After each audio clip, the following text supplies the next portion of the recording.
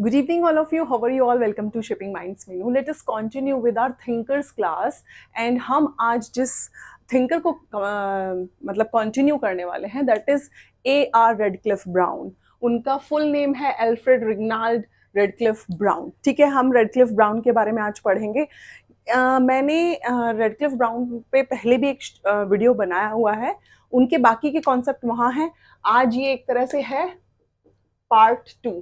Okay, ये please आप लोग ध्यान रखिए, मेरा पहले का वीडियो जरूर देखिएगा, थिंकर्स क्लास में ही आपको मिलेगा. He studies Choctaw Omaha. अब देखिए A.R. रेडक्लिफ ब्राउन जो है उन्होंने बहुत सारी ट्राइब्स पे स्टडी किया. एग्जाम में क्वेश्चन आता है किस तरह से आपको ट्राइब का नाम दे देंगे एंड देन पूछेंगे कि किसकी स्टडी किसने की.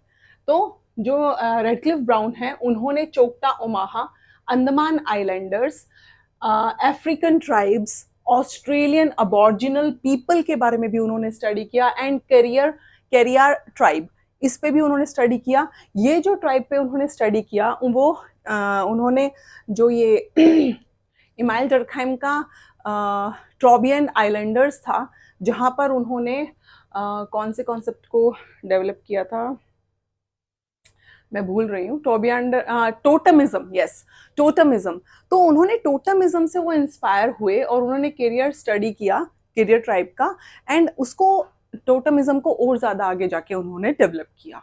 तो next is amitate and avunculate. ये इनका एक और बहुत इंटरेस्टिंग है. बहुत बार एग्जाम में ये जो टर्म्स है ना, ये दोनों आई हैं, आपसे इनका मीनिंग पूछा गया है. What is amitate and what is avunculate. देखिए, amitate means imitate your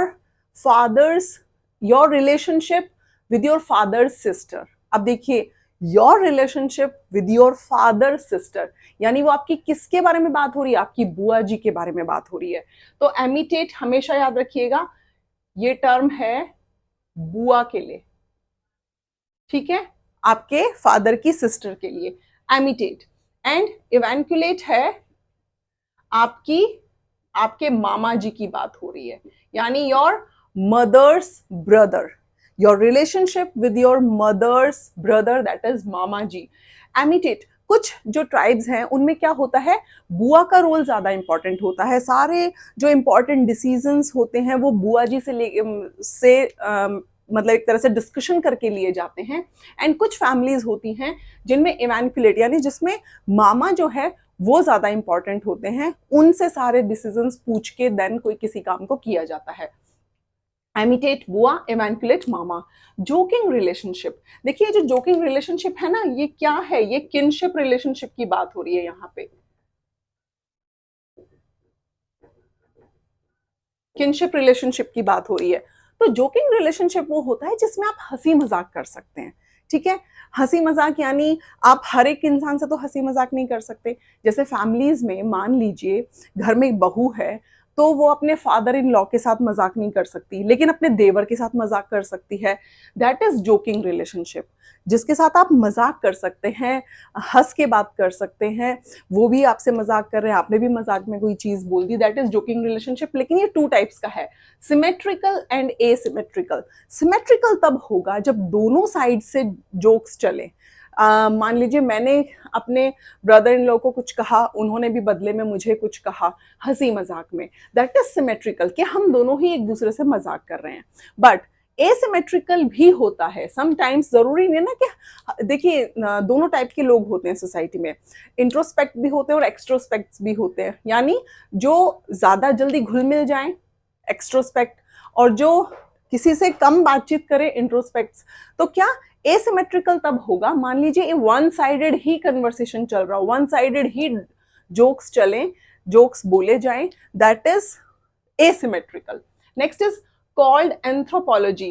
Radcliffe Brown ने एंथ्रोपोलॉजी को बोला as the natural sciences of society. ये पूरा का पूरा जो टर्म है ना, ये किसने नेचुरल साइंसेस बोला था, एंथ्रोपोलॉजी को. ये पूरा का पूरा स्टेटमेंट एग्जाम में आया हुआ है, प्लीज याद रखिए. रेडक्लिफ ब्राउन ने एंथ्रोपोलॉजी को नेचुरल साइंसेस कहा है.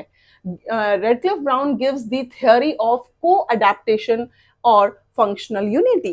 रेडक्लिफ ब्राउन कहते हैं कि सोसाइटी में चाहे कितना भी कन्फ्लिक्शन आ जाए, कितने भी अप एंड डाउन्स आ जाए, कितनी भी प्रॉब्लम्स क्रिएट हो जाएं, but at the end of the day we all are united. हम सब यूनाइटेड हैं। अभी देखिए बेस्ट एग्जांपल जो सभी को पता है कि कोविड आया, कितनी प्रॉब्लम्स आई, कितनी ज्यादा, लेकिन हम सब एक थे, है ना, उस टाइम पे भी। तो जो सोसाइटी है उसमें कितने भी अप डाउन्स आ जाएं, इकोनॉमी फॉल कर जाए, गरीबी आ जाए, कहीं पे मान लीजिए ड्राउट्स जैसी सिचुएशन क्रिएट हो जाए, but we all are united to help each other, और हम हमेशा एक दूसरे के लिए खड़े रहते हैं। तो फंक्शनल यूनिटी हमें देखने के लिए मिलती है, एंड को अडेप्टेशन यही है उसका meaning. Next is Radcliffe Brown says that replaces the Malinowski's need with necessary condition of existence। जो Radcliffe Brown थे, अभी देखिए आपने जो Malinowski का हमने कॉन्सेप्ट पढ़ा ना, मैंने आपको क्लास बताई थी क्लाउड लेवी-स्ट्रॉस की, उसमें Malinowski का ये जो नीड कॉन्सेप्ट था, ये क्या था कि हमने अपना जो कल्चर है, हमने अपने जो सोसाइटी में रूल्स एंड रेगुलेशंस बनाए हुए हैं, वो हमने अपनी नीड के अकॉर्डिंग बनाए हुए हैं ताकि हमारी नीड्स फुलफिल हो सके। ये किसका टर्म था? ये था मेलिनॉस्की का। उन्होंने कहा था कि हमने अपने कल्चर को इस तरह से सेट किया है, रूल्स रेगुलेशंस अपनी सोसाइटी में इस तरह से सेटअप किए हैं कि हम लोग अपनी नीड्स को पूरा कर सके। बट इनको क्रिटिसाइज करते हुए एक तरह से उनकी ये जो नीड, जो इन्होंने वर्ड यूज किया ना, टर्म नीड, इसको रिप्लेस करते हुए उन्होंने term the necessary conditions of existence. ये उन्होंने नीड की जगह यूज किया। किसने? रेडक्लिफ ब्राउन ने। उन्होंने कहा कि जरूरी नहीं है सोसाइटी में सबकी नीड एक जैसी हो। अभी देखिए मेरी नीड्स कुछ और हैं, यस, बस 2 मिनट्स बेटा। मेरी नीड्स कुछ और होंगी, आपकी नीड्स कुछ और होंगी, आप कुछ और लाइफ में बनना चाहते होंगे। अब आप देखिए जो संत महात्मा होते हैं उनकी नीड्स कुछ और होती हैं। हमें मान लीजिए मुझे जॉब चाहिए या फिर मुझे मनी अर्न करना है, मुझे इंडिपेंडेंट होना है, लेकिन आप दूसरी तरफ किसी साधु संत से बात करेंगे तो वो क्या बोलते हैं? मोह माया छोड़ दो, मोह माया त्याग दो, कुछ नहीं रखा। वो अपनी फैमिली को भी छोड़ देते हैं। तो उनकी नीड्स अलग हैं, है ना। तो it's totally depends on the necessary conditions, कि हर एक इंसान की कंडीशंस के अकॉर्डिंग और उसका जो वे ऑफ लिविंग है उसके अकॉर्डिंगली उसकी नीड्स अलग अलग होती हैं। तो हम ये नहीं कह सकते कि हमने अपने आसपास जो सोसाइटी क्रिएट की है वो अपनी नीड्स के लिए की है। That is not true. बल्कि हर एक इंसान की नीड के अकॉर्डिंग सोसाइटी में चेंजेस आपको देखने के लिए मिलेंगे। Culture as a set of rules, Radcliffe Brown की ये टर्म है, प्लीज याद रखिए कि कल्चर को उन्होंने सेट ऑफ रूल्स बोला जिनको फॉलो करके हम सोसाइटी को रन करते हैं, हम सोसाइटी में ग्रो करते हैं, हम सोसाइटी में अपनी नीड्स को फुलफिल करते हैं, हम सोसाइटी में बैलेंस बनाए रखते हैं। Next is sociology is still in the infant stage. देखिए अगस्त कॉम्ट ने सोशियोलॉजी के लिए टर्म यूज किया था कि ये क्वीन है ऑफ ऑल डिसिप्लिन्स, है ना, sociology. But still Radcliffe Brown ने कहा कि लेकिन अभी भी ये इन्फेंट स्टेज में है। इन्फेंट क्या होता है? नवजात, है ना। जो नवजात बच्चा होता है, आपने देखा होगा ना। ओ गॉड, इतनी गंदी हैंडराइटिंग मेरी, शिट। सो सॉरी, मैं यहाँ लिखती हूँ अच्छे से ताकि समझ में आए। नवजात शिशु जो होता है वो क्या कर रहा होता है? वो ग्रो कर रहा होता है। तो रेडक्लिफ ब्राउन ने बोला कि सोशियोलॉजी स्टिल इन्फेंट स्टेज में है, यानी वो अभी भी ग्रो कर रही है, वो पूरी तरह से हम उसको डेवलप नहीं मान सकते। Next is Radcliffe Brown says functionalism suffered from illegitimate teleology. Illegitimate teleology का ये उन्होंने जो टर्म है, ये उन्होंने जो पुराने थिंकर्स हैं उनके लिए यूज किया, क्योंकि वो क्या करते थे, वो फंक्शनलिज्म को, स्ट्रक्चर फंक्शनलिज्म या फंक्शनलिज्म को कैसे यूज करते थे? घुमा फिरा के वही बातें। टेलियोलॉजी का मतलब होता है जो इंसान घुमा फिरा के उन्हीं बातों पे पहुंच जाए, जिसका कोई सॉल्यूशन ना निकले। वो एक ही टर्म को, कान को इधर से पकड़ो चाहे इधर से पकड़ो चाहे ऐसे पकड़ो, उनके लिए एक ही बात। That is teleology. बस ये याद रखिए, और ये टर्म यूज की है रेडक्लिफ ब्राउन ने। Next is studied the ceremonial weeping. Radcliffe Brown ने क्योंकि बहुत सारी ट्राइब्स की स्टडी की, तो उन्होंने ये देखा, ये ऑब्जर्व किया, ये पाया कि बहुत सारी ट्राइब्स ऐसी हैं जहां पर सेरिमोनियल वीपिंग होता है। यानी कोई ऐसा मान लीजिए कहीं कोई फंक्शन हो रहा है, प्रोग्राम हो रहा है, जहां पे आपको रोना ही पड़ेगा। आप जाएंगे और रोना स्टार्ट कर देंगे, ठीक है, आपको रोना कंपल्सन है। तो सेरिमोनियल वीपिंग की बात करते हैं Radcliffe Brown. Three types of unity की बात करते हैं रेडक्लिफ ब्राउन। अब ये थ्री टाइप्स ऑफ यूनिटीज क्या हैं? एक तो है हमारी unity of sibling group. Sibling groups क्या होते हैं? आपके जैसे मैं हूं, मेरी सिस्टर है, मेरा मेरा ब्रदर है, यानी मेरे साइड के सिबलिंग ग्रुप्स है ना।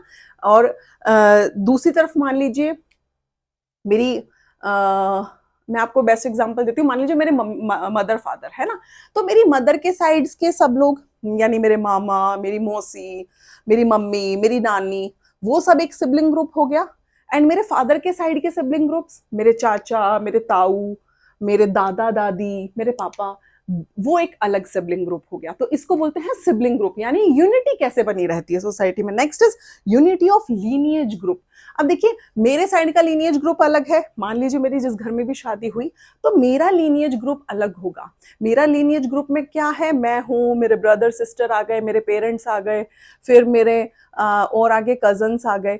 और दूसरी तरफ जो मेरे हस्बैंड होंगे उनका लीनिएज ग्रुप अलग है ना। उनके लीनिएज ग्रुप में जो जिनका मेरे साथ क्या रिलेशनशिप होगा, brother in law, sister in law, father in law, तो वो जो ग्रुप है, यानी मेरे फादर, मेरे हस्बैंड के फादर, उनके सिस्टर, उनके ब्रदर, वो सब एक लीनिएज ग्रुप हो गया। हम सब अपने अपने लीनिएज ग्रुप को ही फॉलो करते हैं, एक अलग यूनिट होता है सबका divided. Next is unity of generation principles. This is very interesting. अब आप खुद अपने घर में ऑब्जर्व करके देखिए, जनरेशन प्रिंसिपल वो होता है, आपने कभी भी देखा होगा, आपके जो, मान लीजिए मैं अपना एग्जांपल देती हूँ, मेरी जो बेटी है उसका ज्यादा अटैचमेंट अपने दादाजी से है, ठीक है। ये होता है जनरेशन प्रिंसिपल, जिसमें एक छोड़कर दूसरी जनरेशन का आपस में कनेक्शन ज्यादा क्लोज होता है। अभी जैसे मेरी बेटी है, उसको अपने दादा से, उसको अपने नाना नानी से, उनसे ज्यादा अटैचमेंट है। दैट इज जनरेशन प्रिंसिपल, यानी एक जनरेशन को छोड़ के जो दूसरी ऊपर नीचे जनरेशन्स होंगी उनका आपस में क्लोज रिलेशनशिप होगा। और इसी तरह से जैसे जो मैं हूँ, मान लीजिए मैं अपना एग्जांपल देती हूँ, मेरा अटैचमेंट मेरे जो दादा दादी है या मेरे जो नाना नानी हुए है ना, एक स्टेप ऊपर, या फिर मेरे जो बच्चे हैं, जो मेरी बेटी है, जब उसके बच्चे होंगे तो मेरा स्ट्रॉन्ग बॉन्ड मेरी बच्ची के बच्चों से ज्यादा होगा। That is generation principles. तो डियर फ्रेंड्स, मुझे जल्दी से निकलना है मेरी बेटी को लेके। एंड अल्फ्रेड रेडक्लिफ ब्राउन को आज हमने पढ़ा।